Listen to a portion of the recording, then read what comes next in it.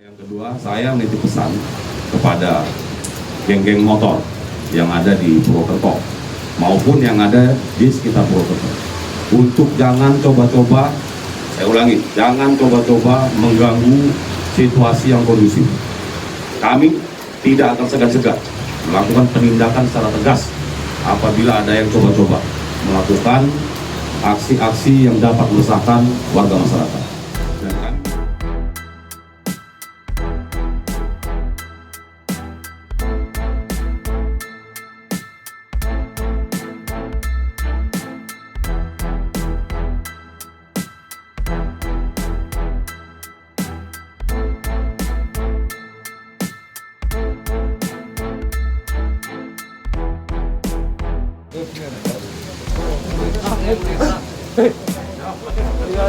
bikin resah ya? Bikin resah ya?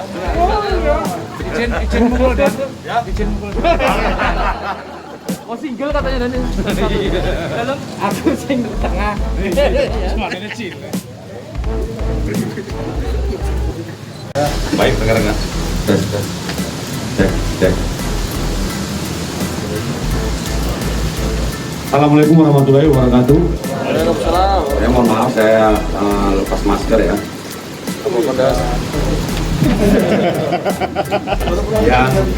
Yang saya hormati rekan-rekan media, baik itu dari cetak, elektronik, kemudian online yang sudah hadir pada kesempatan ini.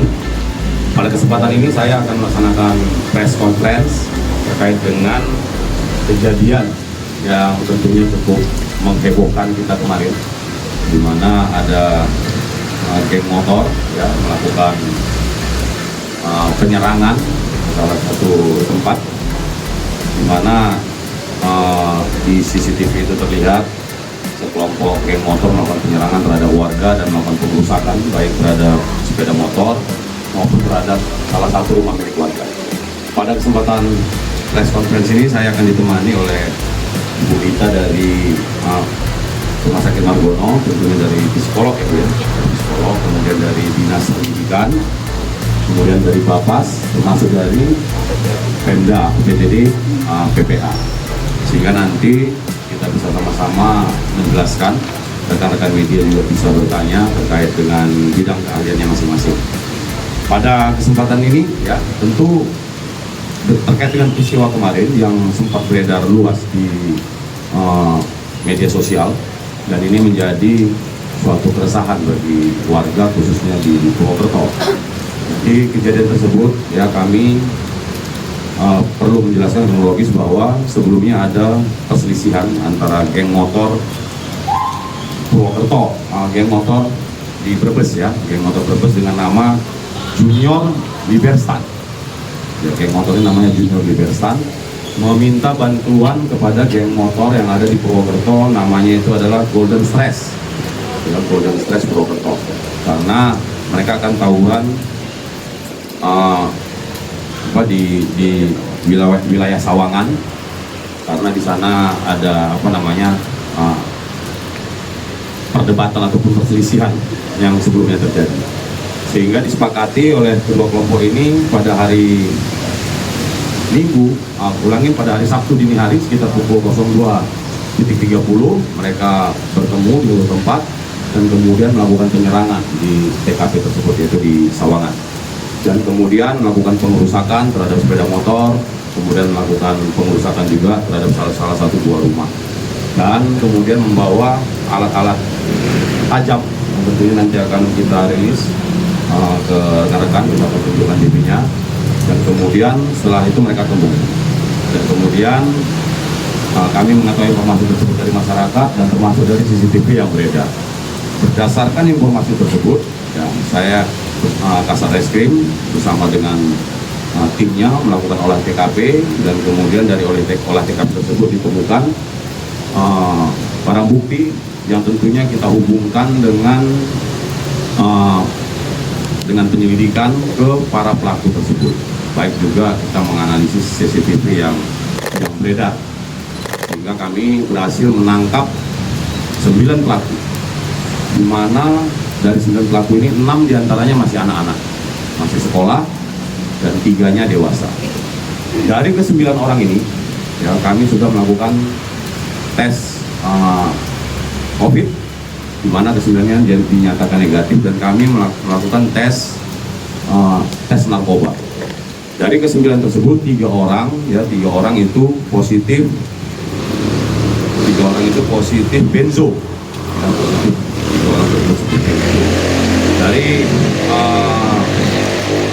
hasil teman tersebut kita akan nantinya mengembangkan dia mendapatkan obat ini dari mana, dan tentunya perlu saya sampaikan pengguna benzo ini sendiri adalah yang sering dilakukan oleh mereka bertiga, khususnya bertiga ini untuk menambah keberanian ya, karena ini mempengaruhi susunan saraf pusat, sehingga seseorang yang sudah mengkonsumsi benzo ini mempengaruhi atau menambah keberaniannya, sehingga dia bisa berbuat sadis. Sehingga ini perlu kita perhatikan bersama supaya kita lebih melakukan pengawasan terhadap anak-anak kita agar tidak terjerumus baik itu ke narkoba maupun ke kejahatan-kejahatan yang melakukan tindak pidana lainnya. Kemudian yang nantinya ke-6 anak ini akan kita koordinasikan dengan Bapas, ya. Tentunya kita juga memperhatikan pendidikannya supaya yang bersangkutan atau ke-6 pelaku ini bisa bersekolah. Dan terhadap 3 tersangka atau 3 pelaku lainnya yang dewasa akan kita jerat dengan pasal 170 KUHP dan kemudian juga dengan undang-undang darurat.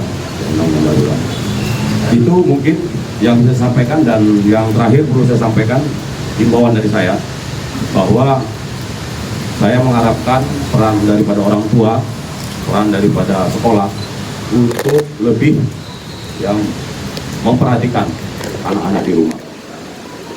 Perhatikan kegiatan-kegiatannya, kemudian apabila sudah di atas jam 10 anaknya tidak ada, ini mungkin bisa dihubungin atau dicari, sehingga tidak terpengaruh dengan hal-hal negatif di luar. Begitu juga apabila yang menggunakan kendaraan, kalau memang belum memiliki SIM, jangan diizinkan menggunakan kendaraan, atau kalaupun sudah bisa diperhatikan ya kendaraannya, jangan sampai kendaraan-kendaraannya ini digunakan dengan hal-hal yang tidak baik, seperti kemarin pada saat melakukan aksi tindak pidana pengerusakan maupun penganiayaan. Dan kemudian yang kedua saya menitip pesan kepada geng-geng motor yang ada di Purwokerto maupun yang ada di sekitar Purwokerto untuk jangan coba-coba, saya ulangi, jangan coba-coba mengganggu situasi yang kondusif. Kami tidak akan segan-segan melakukan penindakan secara tegas apabila ada yang coba-coba melakukan aksi-aksi yang dapat meresahkan warga masyarakat. Dan kami minta juga kepada warga masyarakat yang ada di Purwokerto maupun Banyumas kita untuk secara aktif apabila menemukan kelompok-kelompok ini agar melaporkan baik itu ke Polresta Banyumas maupun ke polsek-polsek terdekat. Apabila sudah diinformasikan, kami akan segera melakukan tindakan secara tegas terhadap geng-geng motor yang coba-coba ataupun yang berani melakukan aksi-aksi yang dapat ataupun yang bisa menyebabkan keresahan daripada warga dari masyarakat.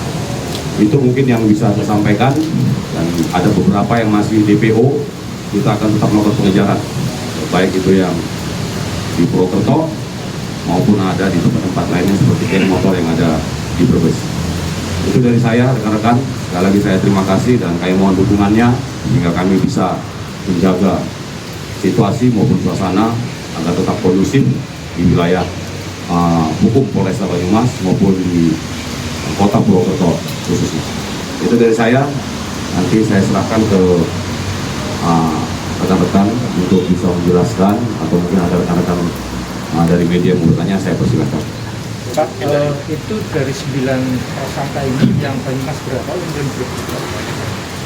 Ini semua Banyumas. Sementara yang tadi Purwokerto saya sampaikan, kita masih lakukan penyelidikan kelompok-kelompoknya. Yang jelas kami sudah dapatkan kelompoknya dan kita masih melakukan penyelidikan dan anggota kami sudah melakukan pengejaran. Konflik awalnya karena apa, Pak? Perselisihan awalnya karena apa? Mereka menyerang itu alasannya, Pak? Awalnya itu saling ejek-ejekan di sosmed. Ya, ini sekali lagi nih masalah sosmed, ejek-ejekan di sosmed, sehingga mereka janjian dengan kelompok geng motor yang ada di Purwokerto untuk melakukan penyerangan di daerah Sawangan yang seperti video beredar. Sasarannya juga kayak motor atau korban orang biasa gitu. Kalau sasarannya tadi ya orang masyarakat yang ada ataupun masyarakat yang ada di Sawangan itu. mana di Sawangan itu. Ya. Itu mereka buat video, buat konten atau gimana? Tidak ada sampai saat ini belum ada mengarah ke sana. Ya, belum ada mengarah ke sana. Dan saya masih bahwa geng motor ini akan sampai kemudian bisa collab. Masih kita dalami ya, tentunya karena mereka komunikasi by WA tentunya punya kedekatan, tetapi masih kita dalami. Korban jiwa ada nggak Pak? Ini dipakai untuk bacok atau gimana Pak? Untuk korban jiwa tidak ada, yang ada itu adalah kerusakan satu sepeda motor dan kerusakan rumah warga ya. Untuk yang lainnya sedang kita dalami dan kita juga apabila ada yang menjadi korban, kita himbau juga untuk melaporkan ke Polresta supaya kita tindak lanjut. Dan kalau di CCTV itu kan banyak banget ya Pak pelakunya. Ini yang ditangkap ini apa yang ditangkap PPO berapa orang? Masih kita dalamin dan kita kembangkan ya, yang jelas yang lain-lainnya saat ini sedang kita lakukan pengejaran. Sebelumnya pernah melakukan aksi yang sama nggak? Masih kita dalami. Itu mungkin kita kasih kesempatan ini dari psikolog ya. Selamat siang, Namanya? media. Perkenalkan, nama saya Dita, saya psikolog dari Rumah Sakit Margono. Jadi tadi saya diminta untuk memberikan tanggapan terkait dengan kasus geng motor ini ya. Ya, terkait dengan kasus geng motor ini kan rata-rata yang melakukan remaja ya. Dari berapa Pak? Kayaknya ada 6 yang masih remaja ya. Ya, di bawah. 6 remaja. 6 remaja, ya, 6 masih remaja. Kalau kita melihat dari teori psikologi sendiri, kita ambil aja dari teorinya Erik Erikson gitu kan ya. Masa remaja itu masa pencarian identitas. Jadi ketika masa remaja itu dia mencari identitas seperti apa sih saya ini akan menjadi seseorang gitu loh. Jadi ketika dia sudah menemukan identitas di masa remaja, itu pun yang akan jadi konsep dirinya dia ketika dia nanti menjadi dewasa gitu. Nah, rata-rata remaja itu kan yang terpenting buat mereka itu dunianya adalah peer atau teman-teman seusianya gitu kan ya. Nah, ketika dia ada di kelompok usia sama begitu, dia itu jadi kayak punya kekuatan. Identitasnya itu jadi hilang. Identitasnya menjadi identitas kelompok begitu. Nah, kalau ditanya tujuannya itu penyerangan untuk apa, mereka mungkin nggak tahu. Bisa jadi itu cuma ikut-ikutan sama temennya gitu loh, karena itu identitas kelompoknya. Jadi apa yang jadi identitas kelompok saya, apa yang mau dilakukan sama kelompok saya itu akan ikut di bagian jadi mereka gitu, karena itu menjadi identitasnya mereka. Nah, kalau kita tanya nih, apakah kalau mereka itu sendirian masih berani melakukan? Nah, kita itu juga pertanyakan lagi, karena ketika orang itu menjadi bersama, itu kan kekuatannya menjadi lebih berani gitu ya. Tapi kalau sendirian mungkin dia nggak tahu masih berani melakukan atau tidak kan begitu. Nah, kalau terkait dengan identitas ini akan lebih baiknya nih kalau remaja itu kan dapat perhatian atau dapat masukan dari sekolah bisa, dari orang tua bisa, tapi zaman sekarang kan banyak orang tua juga yang sibuk dengan pekerjaannya begitu. Nah, dia dapat perhatian dari mana? Dari teman-temannya gitu. Nah, jadi kebutuhan si anak itu atau si remaja ini akan perhatiannya itu didapat dari temannya dan juga dikuatkan dengan identitas bahwa kamu ini orang yang hebat loh ketika ada yang bisa kamu sakitin atau kamu bisa berkuasa dibandingkan yang lain gitu. Jadi itu jadi identitasnya dia. Kalau kita bicara tentang remaja itu memang kompleks berkaitan dengan temannya, peer, berkaitan dengan identitasnya dan juga perhatian. Nah, kalau kita bicara berkaitan dengan kasus ini, itu semua mungkin didapatkan. Jadi dari temannya juga mendapatkan perhatian, mendapatkan identitas sebagai orang yang kuat tadi, jadi dia terus langsung melakukan penyerangan begitu. Buat apa? Ya awalnya pasti berkaitan dengan identitasnya dia. Kan orang itu kan pasti inginnya kan dikenal sebagai orang yang hebat gitu ya. Itu juga sama remaja. Ketika dia ada di bagian geng motor yang terus dia bisa melakukan penyerangan, itulah identitas hebatnya saya. Begitu. Nah, kalau ditanya bagaimana untuk menanggulangi ini begitu ya, orang tua sekolah kita nggak bisa menyalahkan hanya anak. Kalau kita bicara anak bermasalah itu pasti ada kaitannya dengan keluarga. Berarti ada yang kurang nih dari keluarganya. Kenapa? Keluarganya ini berarti nggak ngerti anaknya ini sama siapa aja dia bermain. Perhatian itu penting. Perhatian bukan hanya berkaitan dengan keuangan atau materi dan dilihat kamu pergi kemana, kamu mau kemana, enggak yang seperti itu. Tapi perhatian itu lebih kepada, oh anak saya ini bergaul sama siapa ya, oh dia nginep di rumah temennya ya, temennya yang seperti apa ya, kan seperti itu. Nah akan ada baiknya orang tua itu memahami ketika remaja masuk di masa remaja, siapakah lingkungannya dia. Ketika orang tuanya nggak ngerti, kadang-kadang orang tua nggak ngerti, ya udahlah anakku kan masih remaja, dan remaja itu kan kurang terbuka ya sama orang tua, karena yang penting buat mereka itu kan temennya mereka gitu. Nah ketika itu orang tua nggak ngerti semuanya berkaitan dengan temennya, akhirnya ibu atau ayahnya tuh nggak ngerti juga perkembangan anaknya dengan siapa dia bergaul. Setidaknya perhatian itu bisa dipahami dari dengan siapa dia bergaul, kemana dia pergi gitu. Nggak harus diikutin kemana aja, itu enggak, tapi setidaknya dia paham dengan siapa dia bergaul begitu. Terus yang kedua, dikarenakan sekarang itu saya melihat remaja itu gampang untuk emosi ya, tawuran, marah, kena ejekan sedikit langsung sedikit hati. Mungkin ini dasar untuk pembelajaran moral anak gitu ya. Kalau kita bicara moral itu kan ada tingkatan ya, yang prakonvensional, konvensional, dan pasca konvensional gitu. Yang prakonvensional itu apa? Biasanya diajarkan buat anak-anak yang masih kecil itu. Ketika saya mendapatkan keuntungan, saya lakukan, berarti itu baik gitu. Kalau anak kecil itu seumpamanya dia dikasih hadiah, itu kan seneng, jadi dia lakukan lagi. Kalau dia dihukum, berarti dia ini melakukan kesalahan dan itu nggak diulangin lagi. Ini sama konsepnya, biasanya anak-anak kecil. Kalau kita bicara moral, apakah itu ada kaitannya dengan usia? Harusnya ada kaitannya dengan usia. Itu biasanya terjadi prakonvensional itu untuk anak-anak usia masih anak-anak lah, di bawah 5 tahun, balita begitu. Nah, tapi kalau sekarang kita lihat banyak orang dewasa seumpamanya gampangnya pergi, nah pakai helm nggak gitu, nggak ada polisi, nanti nggak ditilang. Nah itu berarti kita kan kembali lagi ke konsep anak-anak bahwa berkaitan dengan hukuman dan pujian atau hadiah kan seperti itu. Nah kalau kita bicara konvensional itu berkaitan dengan anak ini memahami sebuah aturan dan dia bisa menjadi satu dengan aturannya itu, mengikuti aturan gitu. Walaupun dia itu keinginannya adalah saya bisa diterima di masyarakat gitu. Nah kalau yang pasca konvensional dia itu sudah nggak lagi melihat bahwa itu tujuannya untuk diterima ataupun untuk hadiah begitu. Jadi lebih ke nilai dia diri sendiri. Nah itulah yang perlu diajarkan sama orang tua, sama sekolahan gitu. Yang mungkin sekarang juga nggak sering ada pelajaran mungkin tatap muka atau bagaimana. Jadi belajar untuk empati itu bisa diajarkan dari anak-anak masih kecil gitu kan. Dimana itu masa anak-anak pembentukan masa golden age itu, masa di awal-awal dia perkembangan, dia itu belajar tentang nilai, belajar tentang tata krama. Ketika itu basicnya dia sudah kuat, insya Allah nanti naiknya dia juga akan lebih baik. Begitu kira-kira. Gitu.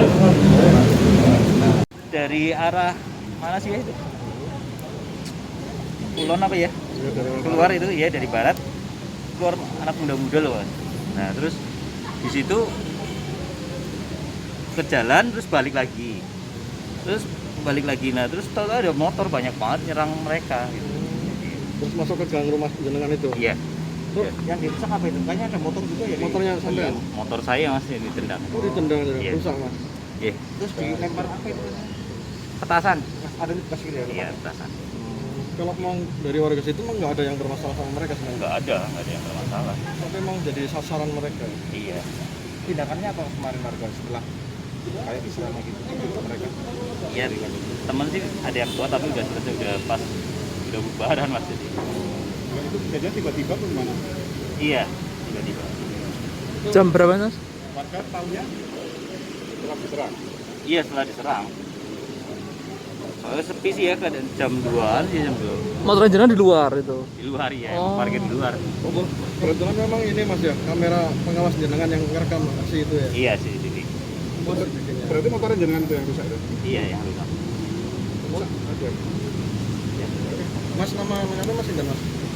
Aan aja. Aneh. Iya. Posisinya belum tahu mau didatengin geng motor ya, Mas? Ya nggak tahu, Mas. Umurnya berapa mas? Umurnya jenengan? Umurnya? 40. Ikut berarti ya mas? Makasih.